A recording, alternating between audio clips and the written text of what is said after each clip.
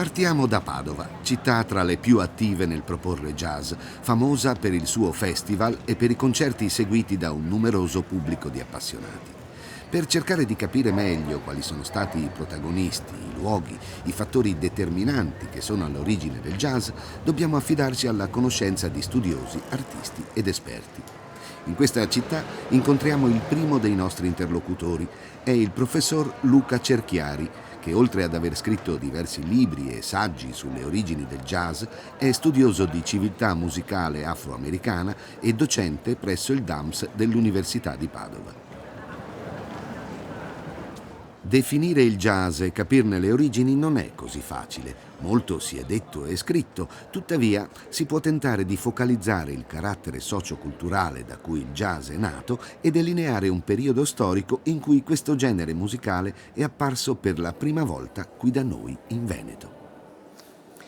Cos'è il jazz? Domanda impegnativa a cui posso in primo luogo dare una risposta di tipo emotivo citando Thelonious Monk, uno dei grandi della musica afroamericana, che disse: il jazz è un graffio nell'anima. Ecco, in un senso culturale e scientifico più stringente possiamo dire, visto anche che siamo, come vedete, in un'università, quella di Padova, che il jazz è un linguaggio musicale contemporaneo che ha saputo forse più di ogni altro sintetizzare mondi apparentemente lontani e inconciliabili: l'Africa, l'Europa della musica colta e popolare e l'America pre-jazzistica, l'America del Settecento e dell'Ottocento. Ma il jazz è naturalmente anche legato a un suo momento di nascita specifico, il 1917, quando il primo disco di questa espressione musicale fu inciso dalla Victor e da un gruppo, la Original Dixieland Jazz Band, il cui leader era un trombettista di origine italiana.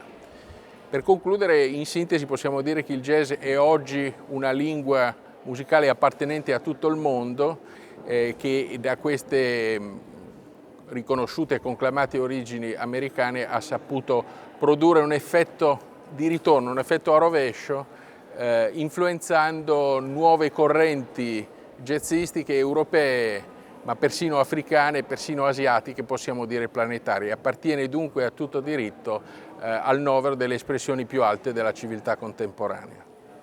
La bellezza del jazz è una musica naturale dove le fusioni tra varie culture sono avvenute in modo naturalissimo, cioè senza il minimo, no, perché tu pensi cos'era New Orleans, c'erano i neri che però avevano completamente dimenticato, gli avevano cancellato la memoria, quindi il ritmo del jazz è un ritmo che ha una parentela lontanissima con l'Africa, non è come per esempio dove c'è stata la colonizzazione spagnola, hanno mantenuto, hanno lasciato che conservasse, per esempio non so, a Cuba ci sono ancora oggi dei neri che sono magari terza generazione che suonano dei ritmi originali del Congo, ritmi che hanno secoli, così come in Brasile ci sono neri che sono lì dal Settecento e che comunque hanno conservato, mentre invece in America no, non c'era, gliel'hanno cancellata, però era rimasto nel DNA questo rapporto fisico, no, col tempo.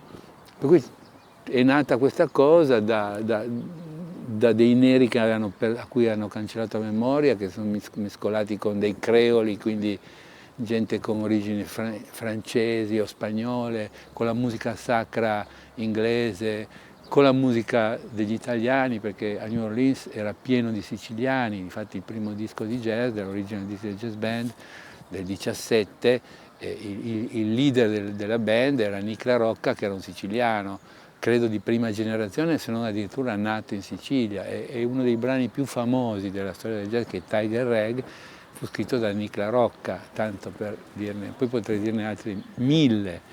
Noi eravamo degli appassionatini, erano ragazzini, io avevo 19 anni alla fine della guerra, e insieme al mio amico Giampiero Boneschi, che poi è diventato un grande musicista, ci siamo reincontrati e lui mi disse: ma io suono un po' il pianoforte, io un po' la chitarra, e abbiamo cominciato a vederci E lui aveva un giradischi, io non ho mai avuto giradischi in quell'epoca, dopo, più tardi, non avevo la radio, in casa mia non c'era niente. Allora ho cominciato a sentire queste cose a casa di Giampiero Boneschi e si ascoltavano dischi che qualcuno era riuscito ad avere, ma erano vecchissimi, o prima della guerra o qualcuno di sfroso ha avuto durante la guerra, ed erano dischi di Benny Goodman, di Armstrong, di Fats Waller, di musicisti dell'epoca. E poi scoprì un chitarrista, Django Reinhardt, col quintetto dell'Hot Club de France insieme a Stéphane Grappelli, con i quali poi ebbi la fortuna di suonare a Milano nel 1949. Quindi, però quella fu un'epoca dove il jazz si dice ed ora suoniamo del jazz. Beh, e che cos'è? C'era della gente che lo chiamava jazz. C'è stato un inizio che va molto indietro nel tempo, molto più di quanto si pensi, nel senso che i vecchi appassionati che hanno cercato di fondare un'associazione proprio per la diffusione di questa musica risalgono addirittura all'anteguerra.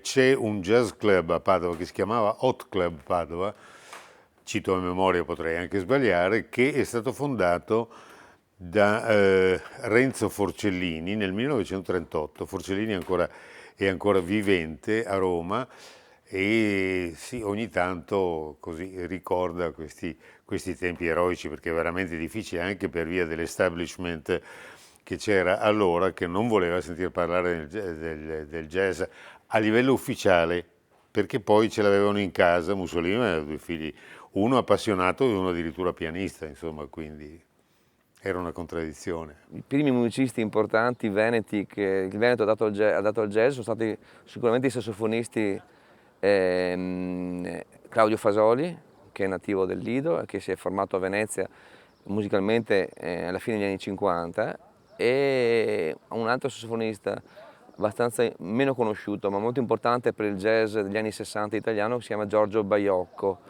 Questi sono i primi grandi musicisti. Poi subito dopo, anche questo della generazione precedente, è il grandissimo sassofonista Renato Geremia, che fu tra i primi a suonare a Venezia già negli anni 50 jazz. Diciamo che secondo me il Veneto ha respirato un po' il jazz con gli anni 50 e con l'arrivo della grande moda del cool jazz.